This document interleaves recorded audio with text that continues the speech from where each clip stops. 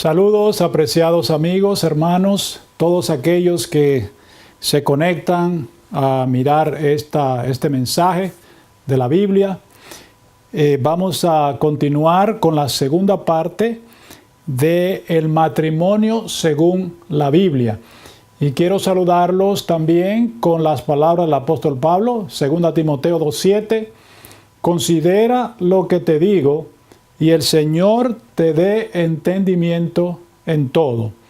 En la primera parte de este tema, consideramos el origen del matrimonio y el por qué hubo quebrantamiento de esa institución divina en el pasado y el por qué esto ocurrió. Y también explicamos la obra de Cristo en la tierra de restaurar y devolver la hermosura de esa institución que es el matrimonio, que es la base de la sociedad, de la iglesia, el fundamento de la familia. Y que el éxito o el fracaso de un ser humano depende de ese paso tan importante como es el matrimonio, y que nosotros todos también venimos de una familia, nuestros orígenes. Nosotros reflejamos lo que vivimos en nuestros hogares donde nos criamos. De manera que el matrimonio es de vital importancia. Y de paso, cuando el profeta Malaquías anuncia que antes que venga el día grande y terrible de Jehová, dice: he aquí yo envío al profeta Elías.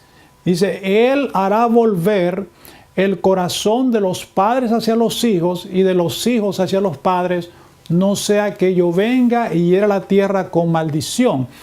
Esto indica que antes que los juicios de Dios caigan sobre la tierra, debe haber una restauración en esa institución que es la familia, sobre todo en el fundamento que es el matrimonio.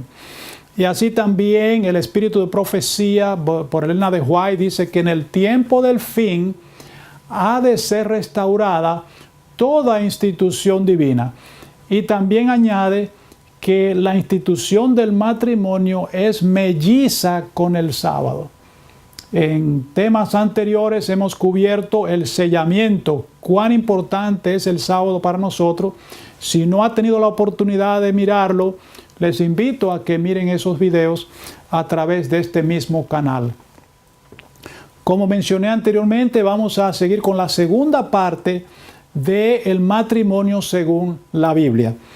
El matrimonio es un compromiso, es una unión que la hace Dios. Y claro, eso va unido con un voto. Cuando una pareja, cuando están muy enamorados, están tan dispuestos a jurar o a hacer un voto de ser leal el uno para el otro hasta que la muerte los separe. Y es importante que también resaltamos en el mensaje anterior o en la primera parte de este tema, de que Dios aborrece el divorcio y sobre todo no recibe, dice, las ofrendas o los dones de aquellos que han sido desleales con la mujer de su juventud o la esposa de su juventud. Dice que Dios odia el divorcio. Entonces, ¿qué sucede cuando dos personas se casan y hacen un voto?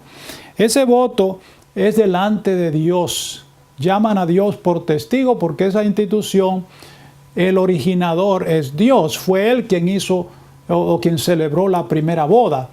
Por eso vuelvo y recalco que Cristo hizo su primer milagro en un matrimonio, anunciando así su misión de restaurar esa institución divina para así establecer hogares que sean bien ordenados, porque dice que un hogar bien disciplinado y ordenado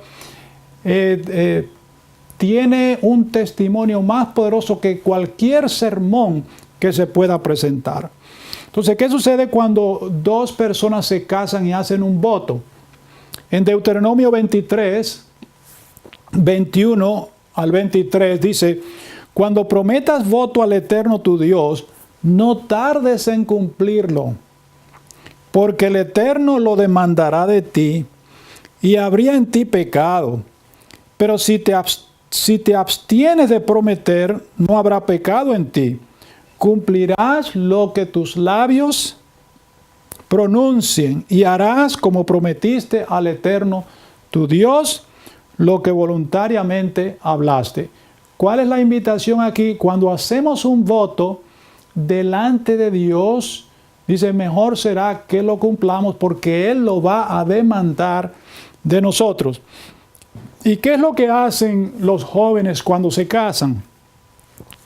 Cuando ellos hacen ese voto, dice en el Hogar Cristiano, página 309, que en las mentes juveniles el matrimonio está revestido de romanticismo y atracción, y es difícil despojarlo de ese carácter que le presta la imaginación para hacer que la mente comprenda cuán pesadas responsabilidades entraña el voto matrimonial. Noten que ella dice aquí, cuán pesadas responsabilidades entrañan el voto matrimonial. ¿Qué entraña el voto matrimonial? Dice así: liga los destinos de dos personas, los destinos, con vínculos que solo la muerte puede cortar. De manera que esto es algo serio, este es un asunto que debe ser considerado con oración. Si alguien está considerando casarse, dice, si oraba 3 veces al día, ahora debe orar 6 veces al día. Y tiene que preguntarse si la persona con la cual se piensa casar es digna, si usted está dispuesto a asumir las responsabilidades y el compromiso. Todo eso es de vital importancia. ¿Por qué? Porque cuando usted hace el voto, ¿qué significa? Dice que usted, ese voto, liga los destinos de dos personas con vínculos que solo la muerte puede quebrantar. Entonces, ustedes dirán, bueno, pero ¿por qué la sierva del Señor, la hermana Elena White, dice que puede haber recasamiento, que una persona o la persona inocente se puede casar? En efecto, hay algunas cartas privadas que fueron publicadas después que ella murió, que queremos compartir también con ustedes y darle la siguiente explicación. La primera que vamos a leer se encuentra en Mensajes Selectos, tomo 2, página 391. Dice así: esto es una carta número 50, escrito en el año 1895. Dice: él no la abandonó, sino que fue ella quien lo dejó. No volvió a casarse hasta que ella obtuvo el divorcio.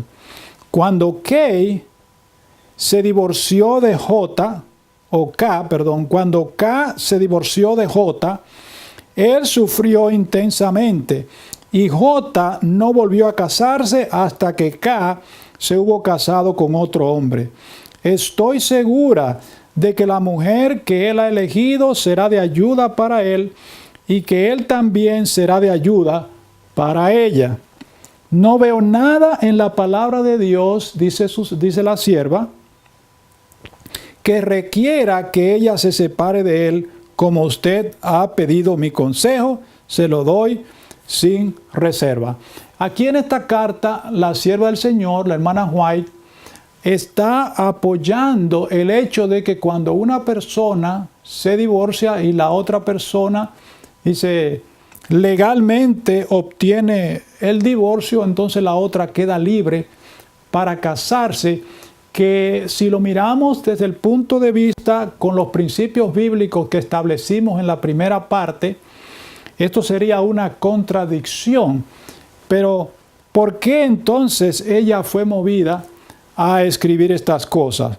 La carta número 2 se encuentra en el Hogar Cristiano, página 313. Hogar Cristiano, página 313, y dice así: vi que la hermana no tiene todavía derecho a casarse con otro hombre. Pero si ella o cualquier otra mujer obtuviese legalmente el divorcio porque su esposo se hizo culpable de adulterio, entonces quedaría libre para casarse con quien quiera. Aquí también la hermana White entiende a Mateo 19:9, la cláusula que Cristo dio, dice que salvo por causa de fornicación o de porneia, la otra persona se puede casar. Aquí ella lo interpreta de esa manera. Vuelvo y repito, Hogar Cristiano, página 313. Y en esta ocasión es una visión que Dios le da. O sea, que le da más autenticidad al escrito. Ahora, pero ¿por qué debemos entender esta declaración en el contexto? Le voy a decir por qué. El Señor conduce a su pueblo paso a paso y la luz va en aumento. Le voy a compartir con ustedes ahora en Testimonios para la Iglesia, volumen 1, página 189. Testimonios para la Iglesia, volumen 1, página 189. Esta es una carta dirigida a una persona que estaba enseñando que no debía comerse el cerdo. Y noten lo que ella le escribió basado en una visión que Dios le dio. Dice: vi que sus ideas concernientes a la carne de cerdo no causarían ningún perjuicio si usted las guardaría para sí mismo. Dice, vi una visión que sus ideas concernientes en contra de no comer cerdo, dice, no causarían ningún daño si usted se la guardara para sí mismo. En otras palabras, usted debería guardarse esas enseñanzas para usted, no diseminarla. ¿Por qué? Pero en su juicio y opinión han convertido ese asunto en una prueba y sus acciones han mostrado claramente su fe en este asunto. Si Dios requiere que su pueblo se abstenga de consumir carne de puerco, los convencerá acerca de ello.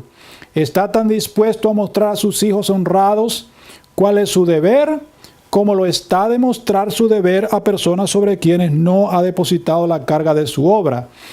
Si es deber de la iglesia abstenerse, dice aquí, de consumir carne de puerco, Dios lo revelará a más de 2 o 3 personas. Él enseñará a su iglesia cuál es su deber. Es obvio que esta declaración o esta carta fue enviada a uno de los creyentes al principio del movimiento adventista. ¿Por qué? Porque a medida que el Señor le fue dando luz y más luz y más luz a su sierva, y sobre todo concerniente a la alimentación, porque hemos leído de que hoy en día el pueblo de Dios no debe consumir ningún tipo de carne. Y el puerco o el cerdo fue una de las primeras cosas que el Señor le mostró que debían abandonarlo. Pero en esta carta que ella manda, no era tiempo todavía. Dice, vi que sus ideas concernientes a este asunto no han llegado todavía. Dios no nos ha dado luz al respecto. De manera que es necesario que usted se las reserve y no esté enseñando esas cosas. Y si ustedes siguen leyendo en todo ese testimonio, dice que el cerdo es nutritivo y es un buen alimento para el hombre. Así dice ella aquí. Una visión que Dios le dio. Claro, a medida que progresamos en el mensaje adventista, vuelvo y recalco, entonces el Señor le reveló, ¿qué cosa? Que no era el cerdo, dice, es completamente inadecuado para ser consumido después, dijo ella. Ella misma, después que le dice a este señor que tiene que reservarse sus ideas, entonces ella después. ¿Qué quiero decir yo con esto? que la senda de los justos es como la luz de la aurora que va en aumento. El asunto de el casamiento dice que el matrimonio es una institución melliza con el sábado. El pueblo adventista tuvo la solemne encomienda de predicar el sellamiento a través de la fiel observancia del sábado. Pero tristemente, por causa de la apostasía que se ha infiltrado en la iglesia y el descuido concerniente al sábado, la hermana White escribió, dice, vi una compañía que aconsejaba que no se destacara tanto el estandarte y que el sábado se tuviera en poco. Todo eso. ¿Creen ustedes que la iglesia estaba en condiciones de entender o de rectificar los errores concernientes al matrimonio? Nunca. Testimonio para la Iglesia, volumen 1, página 190, dice, vi que los ángeles de Dios no conducirán a su pueblo con más rapidez de la que éste puede recibir las importantes verdades que se le comunican y llevarlas a la práctica. Noten que Dios no le va a revelar a usted ninguna nueva luz si usted ha descuidado la luz que ya tiene. ¿Por qué? Porque no se puede. Dice, pero algunas personas inquietas hacen su trabajo solo a medias. A medida que el ángel las guía, se apresuran en ir en busca de algo nuevo y avanzan sin dirección divina, y en esta forma acarrean confusión y discordia a las filas. Esa enseñanza que la hermana White estaba dando a través de esas cartas que acabamos de leer, era la misma idea que ella traía de la iglesia metodista, porque quiero recalcar el hecho de que esas eran las doctrinas que creían los metodistas y todavía así creen los bautistas. La mayoría de los protestantes de hoy en día creen que cuando una persona se divorcia, la parte inocente se puede recasar. Y esa es una enseñanza que se viene arrastrando. Y nos olvidamos de que la hermana White dijo que en el tiempo del fin tenía que ser restaurada toda institución divina y que el matrimonio es la primera de todas estas instituciones. Otro ejemplo que les quiero compartir es el hecho de Abraham. Ustedes saben que Abraham es uno de los hombres más honrados de la Biblia, porque a él se le dio la promesa de que de su descendencia venía el deseado de todas las gentes, el Mesías que había de traer la salvación al hombre. Sin embargo, Abraham practicaba algunas cosas que estaban tan arraigadas en la costumbre antigua que Dios no se propuso revelarle que eran pecado. En Patriarcas y Profetas, página 350, dice así: la poligamia se practicó desde tiempos muy antiguos. Fue uno de los pecados que trajo la ira de Dios sobre el mundo antediluviano. Hizo Satanás un premeditado esfuerzo para corromper la institución del matrimonio, debilitar sus obligaciones y disminuir su santidad, pues no hay forma más segura de borrar la imagen de Dios en el hombre y abrir la puerta a la desgracia y al vicio. ¿Cómo es eso? Abraham practicó la poligamia. ¿Por qué Dios no le reveló a Abraham en algún sueño o en alguna forma que eso era pecado? Y dice que fue uno de los pecados que trajo, ¿qué cosa? La ira de Dios sobre el mundo antediluviano. ¿Por qué? Porque Dios nos conduce a nosotros paso a paso, poco a poco, hasta llevarnos a un total. O sea, vuelvo y recalco, aplicando ese principio a los orígenes de la iglesia adventista, Dios se proponía que ellos, dice que ese ángel se ve ascendiendo del sol y trae consigo el sello del Dios vivo. Movimiento adventista se presenta la gran verdad del sábado que había de santificarlo, de preparar sus mentes para otras grandes verdades.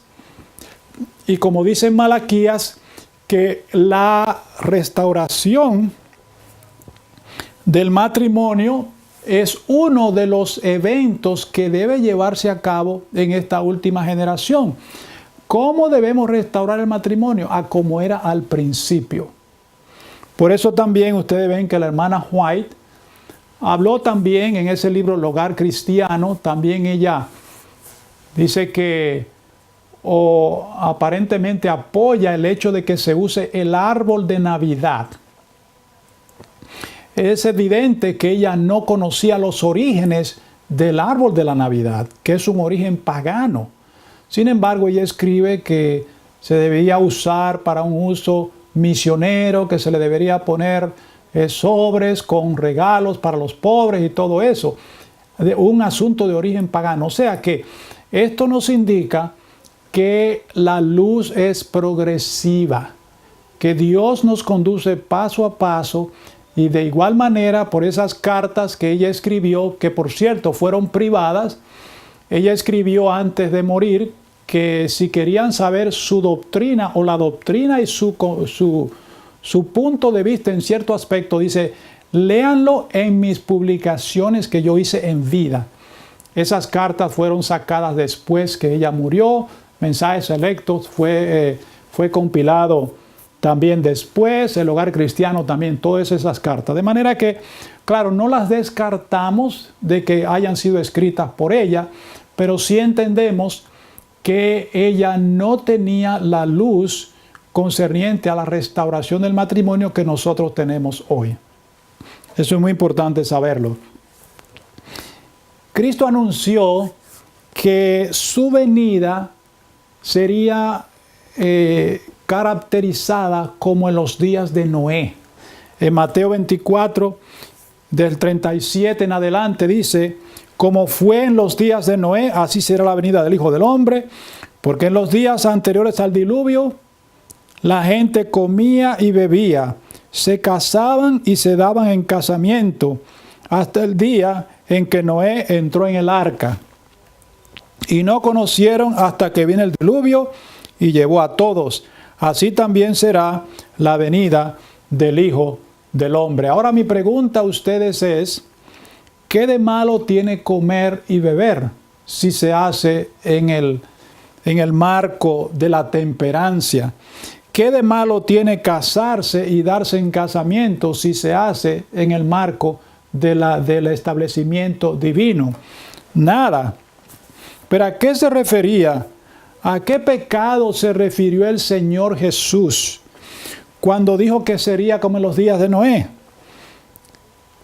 En Manuscritos Revelados, volumen 7, página 56, Manuscritos Revelados, volumen 7, página 56, dice, Cristo profetizó claramente la condición en que estaría la sociedad en el futuro. Él advirtió que la gratificación propia controlaría a los hombres y a las mujeres. ¿Y cómo está la relación matrimonial hoy? ¿Cómo está? Dice, ¿no está pervertida y contaminada así como fue en los días de Noé? ¿Y en qué consiste? Divorcio tras divorcio se registran en los diarios. Este es el matrimonio del cual Cristo habló cuando dijo que sería como en los días antes del diluvio, que se casaban y daban en casamiento.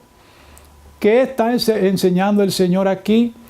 Que cuando Él anunció que sería como en los días de Noé, se refiere al divorcio. Divorcio tras divorcio. Y de paso, quiero recordarles que nuestra obra es como la obra de Juan el Bautista. Así como Juan hizo la obra de Elías de reforma, nosotros también.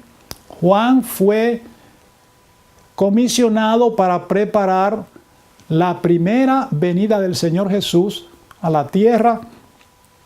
Nosotros estamos comisionados para preparar su segunda venida.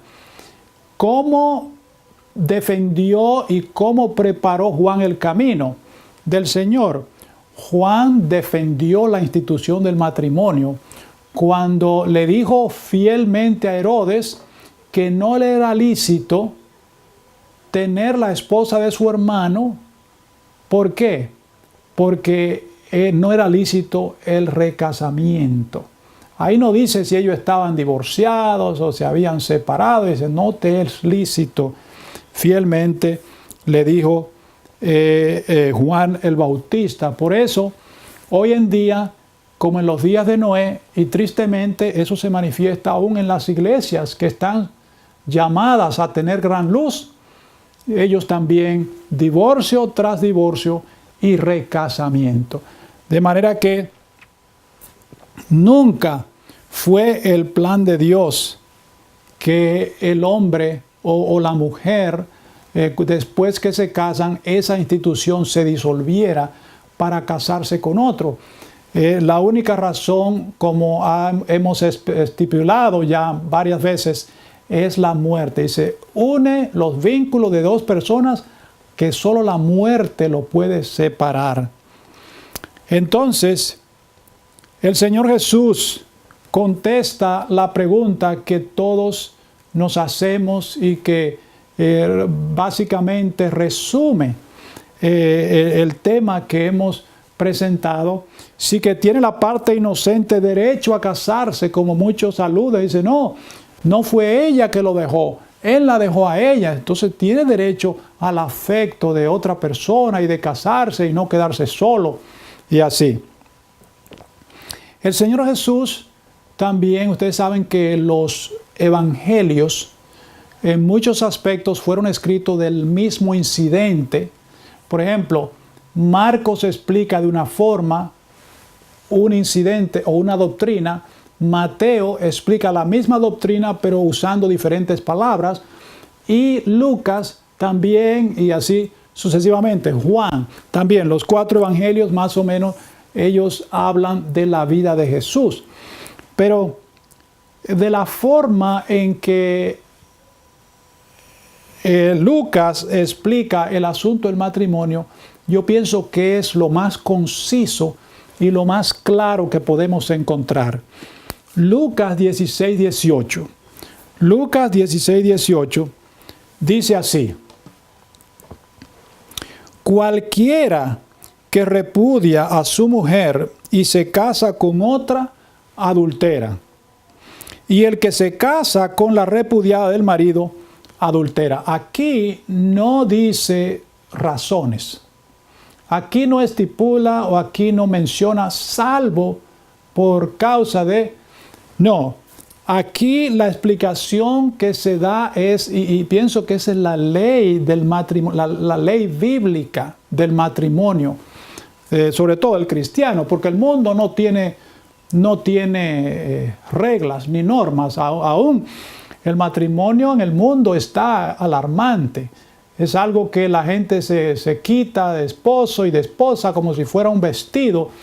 Y eso sin añadir los extravíos que se han introducido en el matrimonio, como son el lesbianismo, homosexualismo, el matrimonio del mismo sexo. Todo eso es parte del cumplimiento de la profecía, pero no para el pueblo de Dios.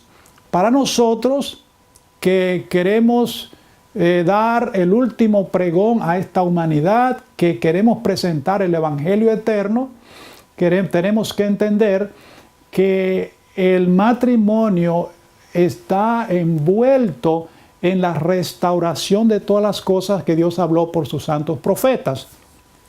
Entonces, allí el Señor Jesús dice, cualquiera que repudiare a su mujer y se casare con otra, vamos a decir que un esposo deja a la mujer, va y se casa con otra, esa mujer aparentemente es inocente, fue repudiada.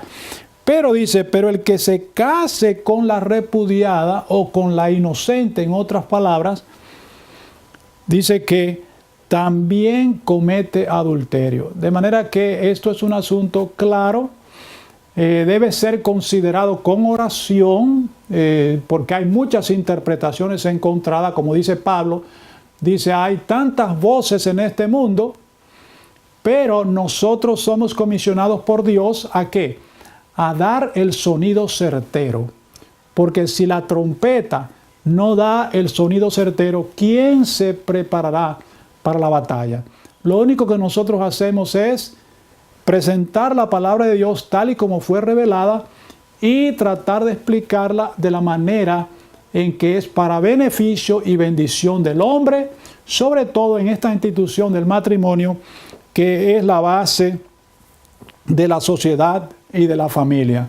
Por eso, apreciado hermano y amigo, considera lo que hemos presentado en este material, considera lo que te digo, 2 Timoteo 2:7, y el Señor te dé entendimiento en todo. Es mi deseo y oración. Amén.